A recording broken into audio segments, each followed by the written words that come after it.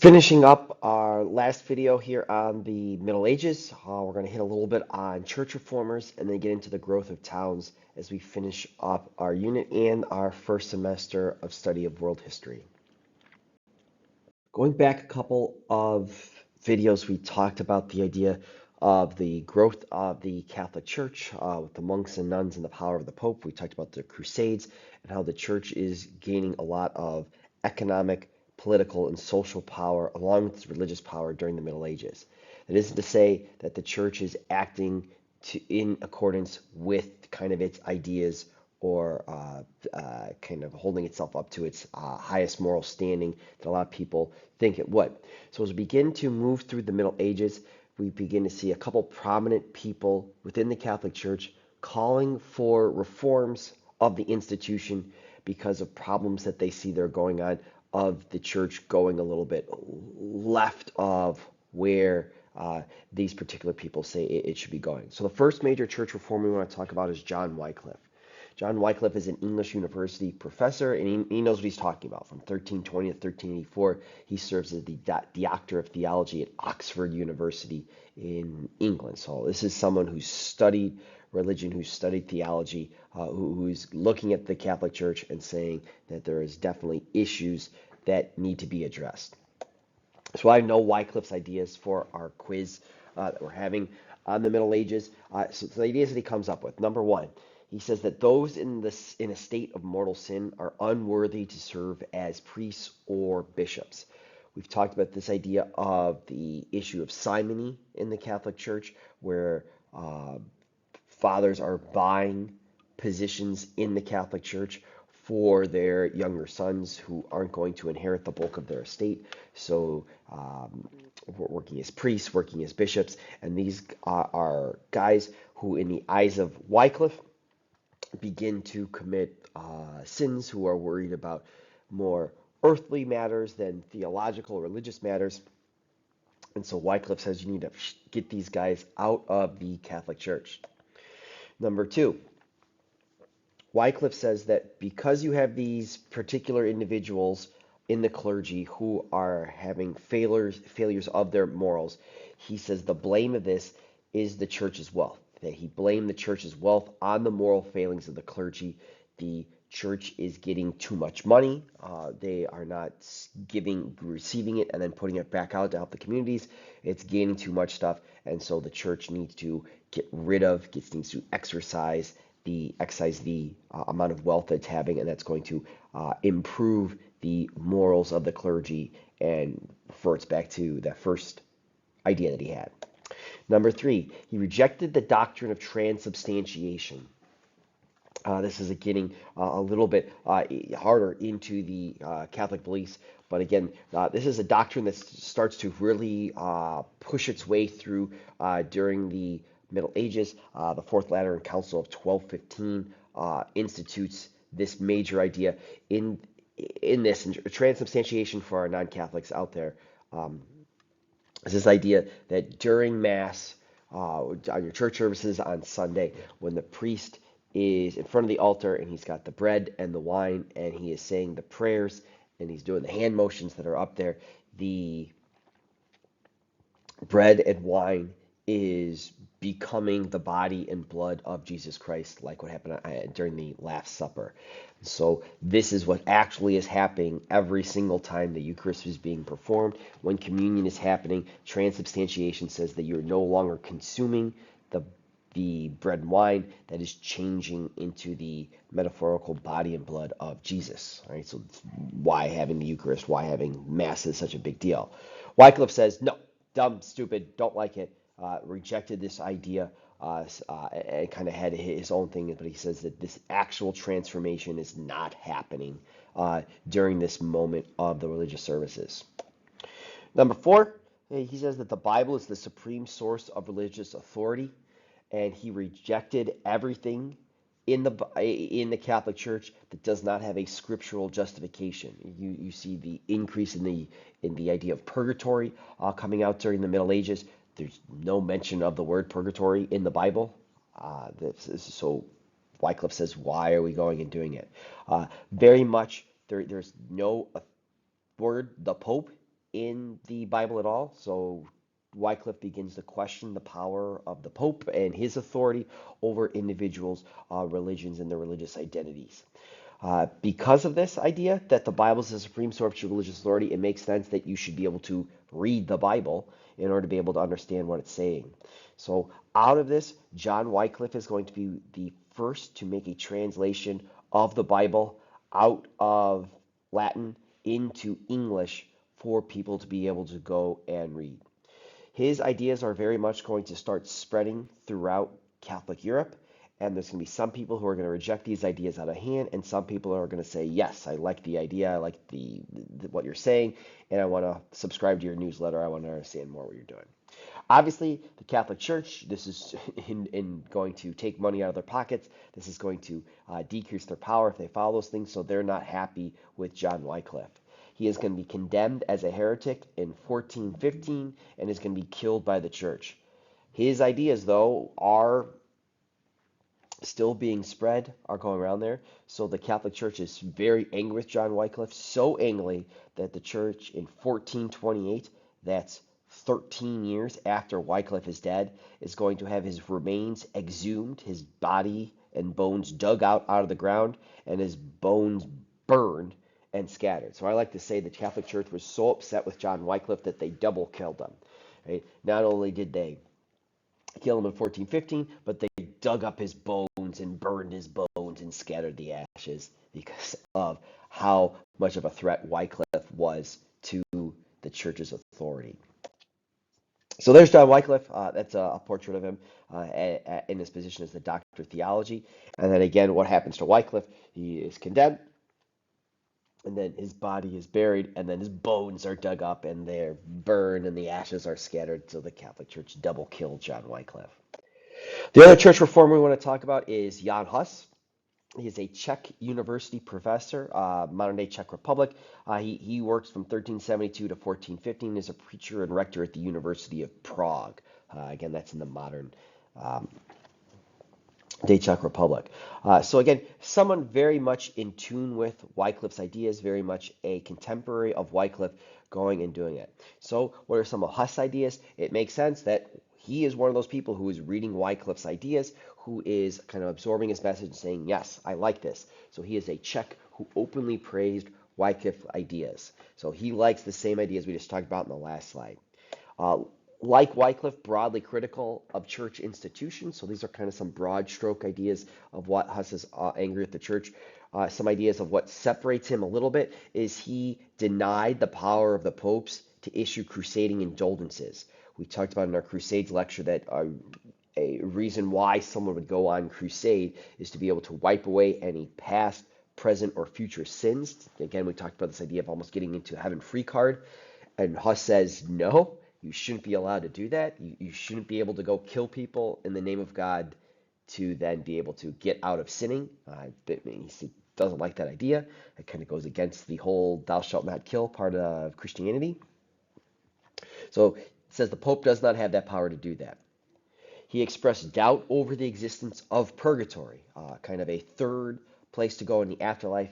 You've got hell, you've got heaven, and then this kind of place that it begins to be talked about in Catholicism, this idea, a place to be able to atone for your sins, a kind of holding place to do acts of penance in the afterlife. You're not doing things that are so bad to condemn you to hell, but you're not really great to be able to get into heaven, so you need to do this time in purgatory. Huss says it's not in the Bible anywhere, so why are we talking about this? What are we doing? If it's not from the Word of God, then why does this exist? Where does this come from? And so he expresses doubt over that. The Catholic Church obviously not going to be too happy with Jan Hus either. In 1414, at the Council of Constance, they try Hus. In 1415, he's condemned as a heretic, and he's burned at the stake. So, like Wycliffe, Huss is also murdered for his ideas. Huss doesn't get double killed, he just gets killed the first time. Wycliffe has his ideas again. He's kind of around there. However, Jan Hus is able to kind of see people more take on his ideas in a more tangible form. So he's going to have followers who call themselves Hussites. They're going to create their own independent church in the region of Bohemia. It's kind of like modern day Czech Republic, center of Prague. And what the Hussites are going to do is they're going to demand to receive both the bread and wine at Mass. Again, Fourth Lateran Council 1215 states that only clergy, people in the members of the clergy, can receive both the bread and wine at Mass.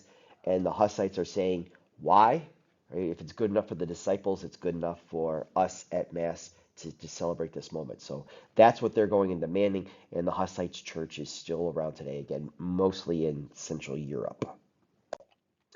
There's Jan Hus, and like we talked about, like John Wycliffe, Jan Hus is going to be condemned as a heretic and burned at the stake for his ideas. So those aren't hot dogs they're putting on there, those are sticks to burn Jan Hus. So those are our church reformers. We're going to switch gears a little bit and talk about the effects of what happens with some climate change that's happening in Europe around this time. From 1000 to 1300, we see an increase in average world temperatures by 1 degree. Okay, again, the world kind of cycles through these temperature changes. We've talked about the Ice Age already in this class, and so we have a slight period of global warming that takes place from the year 1000 to 1300, roughly. Now, obviously, this is good for some places. It's good for Europe. It's good for northern North America. This increase in average world temperature allows for longer growing seasons. You're able to have the soils be warm enough to be able to plant, in some places, two crops, a summer wheat and a winter wheat, to be able to go and get that and be able to grow both and harvest those. You get a temperate climate, so it's not that we're talking about like it's oppressive heat. We're not talking about being too cold. It's comfortable, right? And so it's very nice. So that's going to obviously be good. However, the world is a very complex system. So where we have this being good for some places, it's going to be bad for others. The Sahara Desert is going to be kind of further desertified. It's going to go under further desertification because of this. What you have created is basically this period is going to create a giant high system. So if we have the Atlantic Ocean here, and you've got there's draw Africa there at the bottom. I think I can draw here. Hold on. So you've got there's Africa. And there's a little boot. There's the Middle East. And there's there. So what we have created is what's called the North Atlantic high system. And so basically what this is a high pressure system. So any weather that's moving its way across the northern hemisphere, any moisture is going to be spit up to where England is or spit down into Central Africa. And that's where we get like the Congo and all the different rainforests that are there, which is great for those different places because they're getting all that moisture. Problem is that North Africa doesn't get that. And so that becomes a major issue for them. And so they're going to have all sorts of problems because of that. It's also going to be bad for southwestern North America. You talk about the Anasazi tribes or the Hohokam in, say, like southern Colorado into New Mexico, Arizona. They're going to run into a lot of major problems because of this. So good for some places, bad for others. The important thing we want to ask, though, is what are the effects of this? So one, what we see here is that people are getting more food, they're getting better nutrition. If you're able to get enough food as a child, you're able to grow up to be strong and healthy, to have kids of your own, and it becomes a self-repeating cycle where again we have more people. We talked about that the Middle Ages in Europe is having a giant population change where the European population is doubling very quickly. And so we start to see a lot of people. And again, we talked about one of the reasons why the Crusades happens is you have all these people in Europe, they're kind of busting at the seams. So they say, hey, go someplace else. We see the decline of forests as a need for farms rise because we have these more people, we need more farms, we're chopping down more trees. Again, we're focusing very much here in Europe, but that's what's going to cause an issue. Now, again, we see the decline of forests for other reasons as well. But again, to clear out more farmland, we talked about with the Black Death, the Europeans working higher and higher up the mountains into less and less ideal growing soil because of this increase in populations. Now, the decline of forests is going to be an issue because what we see here is that since the beginning of time, forests are alive with food, with plants and stuff for people to go in there. And so as we begin to move out of, say, the fall of the Roman Empire in Western Europe, and into the early Middle Ages, when people are hard on their luck and they can't make it as farmers, there's always go to the forest. You think of Robin Hood and his merry men living in Sherwood Forest. There's stuff you can go, you kind of go and live there, and those forests become almost a refuge, a place of last resort for people to go and still survive on their own. Well, as those forests in Europe begin to be chopped down and begin to lessen, or in other ways begin to be blocked off and fenced off for the use of just noblemen and kings to hunt, that takes away this place for the poor, for the unfortunate, to be able to go and find that refuge. So they then have to move to the cities. And in a trend that we're seeing all the way up to this day, we see a rise of urban poor in the cities. What do you do? How can you help these people? There's a significant increase in sea fish populations from this climate change, right? There's plenty of stories in the Middle Ages that describe how rich some of the fisheries in the Mediterranean North Atlantic are, where you could go stick your hand in the sponge pot of the ocean and be able to pull out a fish, right? So obviously hyperbole, but that's something we see there. What this does is very much increases the amount of protein sources in the diets of Northern Europeans. As people try to go out and get more and more fish and be able to go and see this, particularly in the North Sea, in the Baltic, in the Northern Atlantic. People being able to catch these fish at sea in giant numbers, bring them back, salt them, and preserve them, so you're able to get more protein in your diet. Protein is a big, important building block of human bodies, of brains, so that becomes a big deal. Again, piggybacking on this, the effect of more sea fish populations and people wanting more protein in their diets is we see important advances in shipbuilding and navigation to be able to get out to these fisheries and then be able to bring all this fish safely uh, back for people to be able to go and consume. So more and more Europeans are pushing farther and farther into the Atlantic. We talk about the bass fishermen or the fishermen of England, and again, there's tales of these fishermen sailing across the Atlantic to the Outer Banks, which are kind of off the banks of Newfoundland. And again, you might be able to go, I don't know, sail to Newfoundland, set up camp, live there for a little bit, and go. So there's tales of and there's some historians that believe that English fishermen, Basque fishermen from the north of Spain are reaching and sailing all the way across the Atlantic in the late 1300s, in the early 1400s, before Columbus. They're just, again, setting up a little bit of a camp to get off the boats for a while and then sailing back. They're not there for other stuff. So that all deals with this climate change. So the big effect is that we see an overpopulation of Europe. There's just too many people, which leads to things like you've got the Black Death and other diseases that come in there because there's so many people. The disease populations are able to find their reservoirs in this sea of humanity. And in other ways, which we'll get into a little bit, we talked about this in your homework that we did around Thanksgiving, where the Mongol people on the steppes of Eurasia begin to find their way of life threatened. So they begin to move off the steppes into China, through the Middle East, into Europe, which is going to have a giant political effects and ramifications and domino effects along the way. So this all happens because of climate change. And so again, it's this little bubble right here from 1000 to 1300, which is going to cause all those different effects. And then what we see here is a very much rising and falling. We get the idea of the little ice age that takes place in the late 1700s, in the 1800s. And then again, we've got man-made climate change that's affecting us to this day here. It's my birthday here on November 13th. I'm recording this, and it's going to be 55 degrees, which is wild and crazy for Joliet, Illinois, for October, for the middle of November. So as we move into uh, Europe, kind of what's taking place on a more individual level, we see not only climate changes, but changes in agriculture taking place as well. 1000 AD, 90% of the medieval world is rural and agrarian, and even that's probably a high number. Most people are living in villages in the countrysides, like we talked about when we made our manners and our manner worksheets.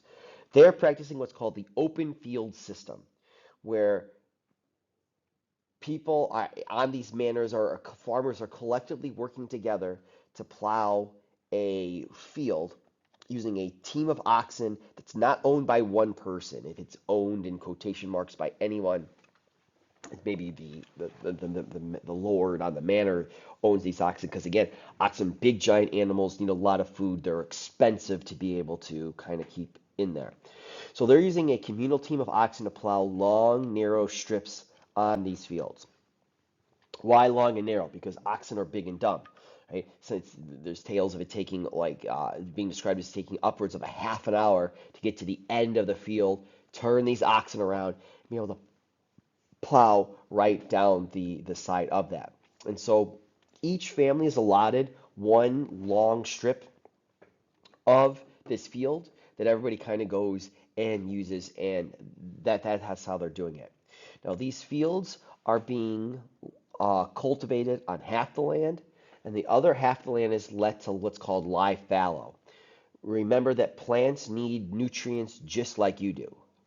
And so these nutrients are found in the soil, they're absorbed in the roots. And so what we see here, as picture again central Illinois, the corn growing all around us as we're driving into school every in the summertime and in the fall, the corn is sucking those nutrients out of the ground, which allows it to build its stalks and make its corn. Now, if you do that again and again and again and again in the same field, those nutrients are being put into the plants. They're not remaining in the soil. So the medieval people, and to a lesser extent the Romans, had kind of figured this out, that because the nutrients were being sucked out, you can either put manure on, but there's only so much manure that you can put out there. There's only so much fertilizer you can do, or you just need to let the land rest. And that's what fallow kind of means. So you're letting the land rest, or in its simplest form, you're just not doing anything to it. You're going to let that land kind of sit there for a season or two, let it reabsorb, regain nutrients from dying and plants and other things, and then you're going to switch. And then the first half is then let fallow, the second half is then cultivated. What that means in a simplest way is that the people of medieval Europe are only using 50% of the available land to be able to grow their crops.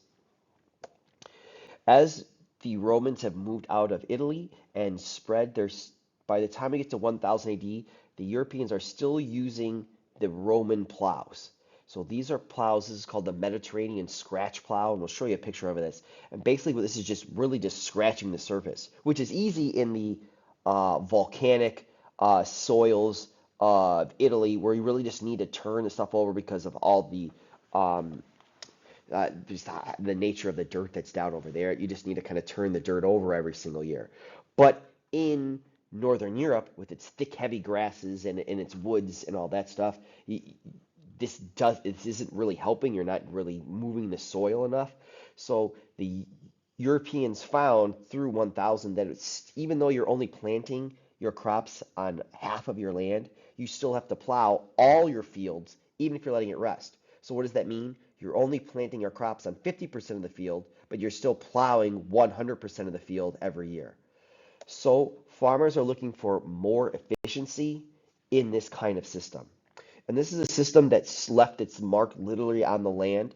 You can go to some places in England or Northern Europe, and you can still see the ridges and furrows created by this system of plowing, where again, a communal, so we have our oxen here. This is owned by the entire manor or owned by several families. You switch off, and again, you're kind of going and plowing kind of, again, long, narrow strips by yourself. So what are some of the changes that happen to be able to go and flip the system to be more efficient, to make more food? And again, the effect of more food is more people. So the first creation is the creation of the European heavy plow. And the heavy plow cuts deep into the earth and, more importantly, turns the soil over. And again, well, this will make more sense when we show you some pictures here in a second. And what this does is, by having a literal knife on the front of the plow to cut through the sod and grass systems, and then a mold board to flip the soil over as you're turning the soil over more, and you're kind of bringing the soil from the bottom deeper into the ground up to the top. You're moving those nutrients better in there. This eliminates the need for cross plowing. And again, what does that mean? Is that the land that you're letting lie rest, you can just let it lie rest. You don't have to plow it like we did before. You can just not touch it And so that's less work for you to do. The next big thing, and again, this will make even more sense when we show you a picture, is the creation of the padded horse collar. The padded horse collar was hitched to a horse's shoulders rather than around the neck. And so what this means is that you're allowed to use more horses. Horses are easy to work with oxen. If the plow is attached to, just think simply a rope, and you put that rope around the horse's neck and you go mush and you go hey and you start pulling, that horse pulls, it's going to pull on that rope which is around its neck. Horse's neck is very similar to yours. That's, feel right in the front of your neck, your windpipe. So the more the horse pulls, it's going to cut into its windpipe. It's not going to be able to breathe. It's not going to be able to work as efficiently. It's tougher on that horse. And so if you remove it from the windpipe and put it on its shoulders, right, you're then able to be more efficient with the horse. Then horses can do more work. You're able to get out of there. And horses are smarter and easier to work with than oxen. You're able to get more done in the same amount of time. And the third major change is the use of the creation of the three-field system. And that's where you rotate your land between an autumn planting, a spring planting, and letting it lie fallow. Or another way of doing it is planting one crop in one field, a different crop in a second field, and then letting that third field lie fallow. So in the open field system, 50% of your land is being planted, 50% of your land is letting lie fallow. So you're not doing anything here. In the three field system, we're planting 33% of the land with one crop, 33% of the land with another crop, and letting 33% lie fallow. That's now 66% of your land that is now being planted. That's a 16% increase in just land that you're growing there. The farmers then figured out that if we let the animals graze on our fallow land, our sheep, our horse, our cows, they're eating the grasses that are just naturally growing, but they're then also pooping. That poop then gets into that fallow land. It puts more nitrogen back in the soil. So that's the big help that we have there. They've also figured out that in these off years, by rotating beans and legumes through the fields, so you might have a plant or where you're planting wheat in autumn and then in the spring you're planting beans and legumes. Beans and legumes are what are called nitrogen fixing plants, whereas wheat is going to suck nitrogen out of the soil. Beans and legumes will actually put nitrogen back in the soil. So it's less fertilizing that you're going to have to do by artificial means. It's putting it back in there to, again, help everybody out. They grew oats to allow for more horses. And so you're kind of going and creating not only more efficiency, but you're adding to your livestock. You're using horses, which are easy to work with, and all these things kind of build on each other. So what's the big effect? The big effect, and I cannot stress this enough, hint, winks, and nudges, is that we're able to then grow more food.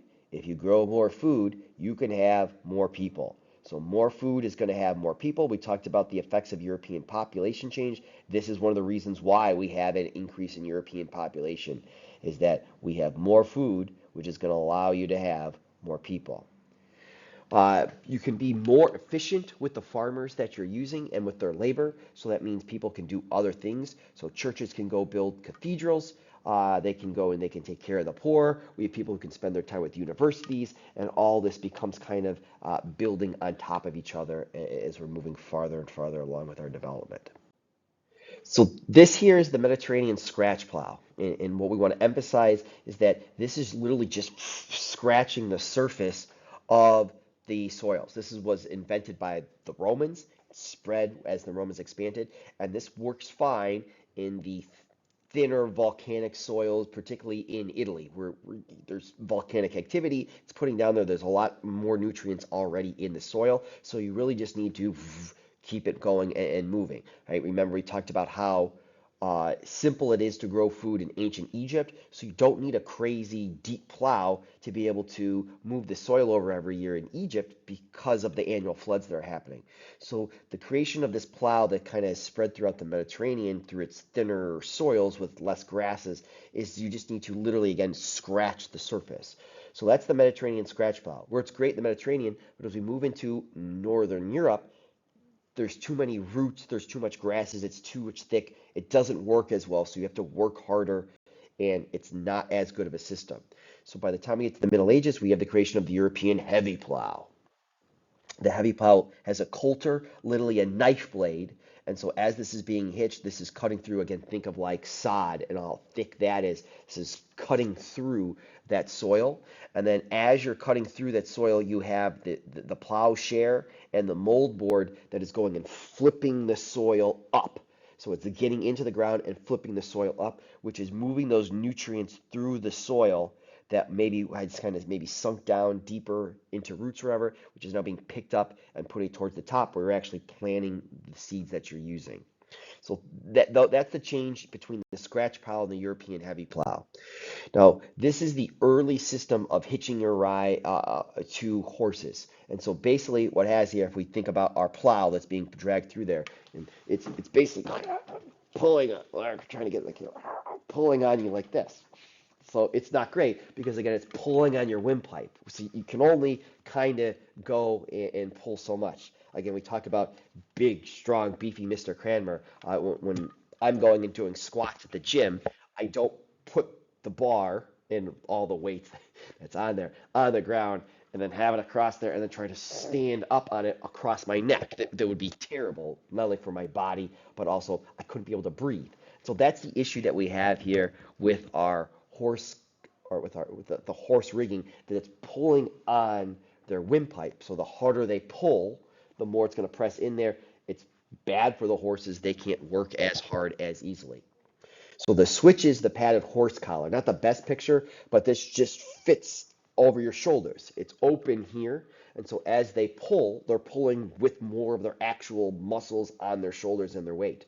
So again, if you're doing squats at the gym, where do you have it? You have it on your shoulders. You can breathe. You're going up and down that way. It's the same type of principle. You're able to now put all of your weight and all of your momentum into that. So if you're you can go and pull that way because again, there's nothing, your windpipe is open. It's a lot simpler and easier. So that's kind of what we see here and the major changes with the Europeans in their horses.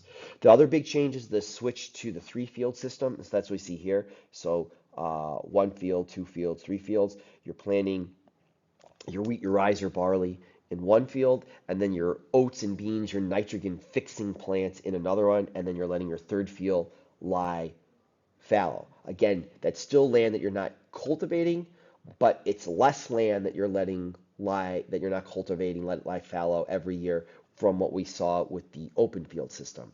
And so we get kind of rotations that we'll see like this, where wheat and rye, oats and beans, and then fallow, and then you can kind of see how that goes and works its way through the system to be able to go and help other people grow more food. And if you have more food, we have more people.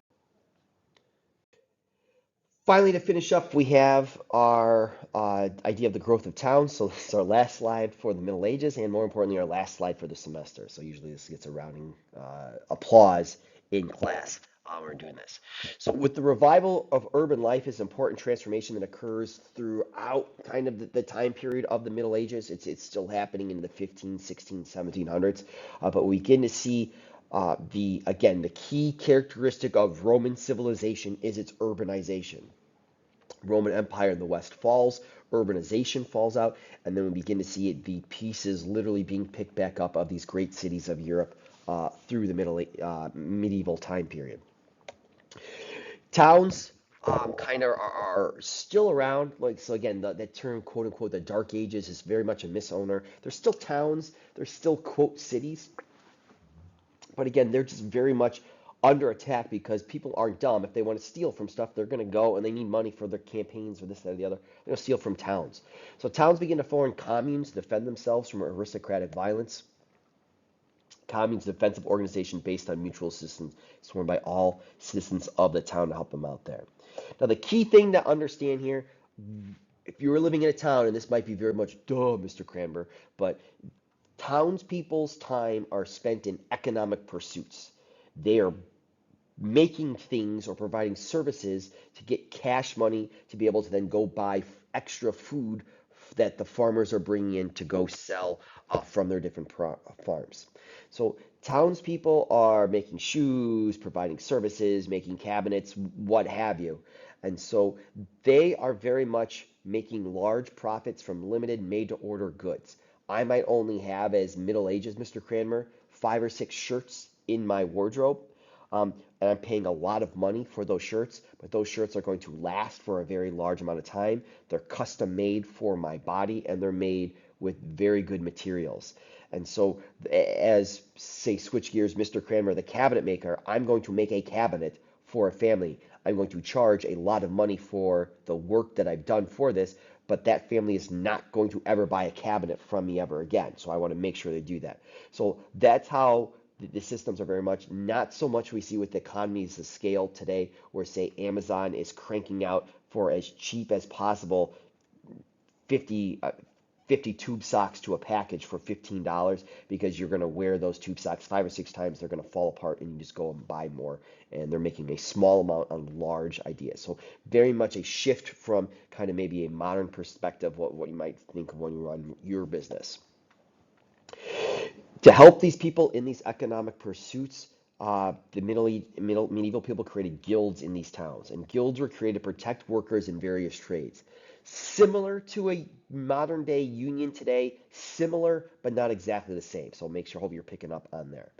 A town might have 100 different guilds in a town, and each of those guilds is going to be for each trade. So the 5 or 6 cobblers are all going to be there in the Cobblers Guild, the candlestick makers, the bakers, the Quakers, you get it all from there. And what these guilds are going to do is enforce standards of quality and production. Uh, so that if I'm coming from out of town to the town and I go to a shoe, I know the shoes from Milan are going to be the same quality no matter who I go to. And to be able to go and produce the exact same amount in there. Now, that's a good thing and a bad thing. So the good thing here is that everybody's shoe is going to be exactly the same. So no one is going to make a bad shoe. So everybody should be, in theory, able to get a equal amount of business because it doesn't matter who I send my family members or who I recommend to go to the guild in that particular town because everybody's going to be the same. The issue though becomes is what if Mr. Cranmer is very good at making shoes and you don't want more people to go to Mr. Cranmer shoes, so that means that Joe Schmo shoes makes no money and their family's in poverty and they die a horrible, terrible death. You don't want that.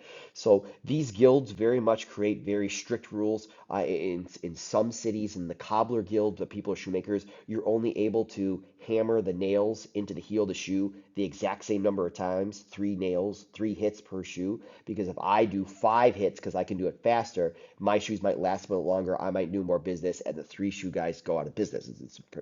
So the good and bad things there with the guilds.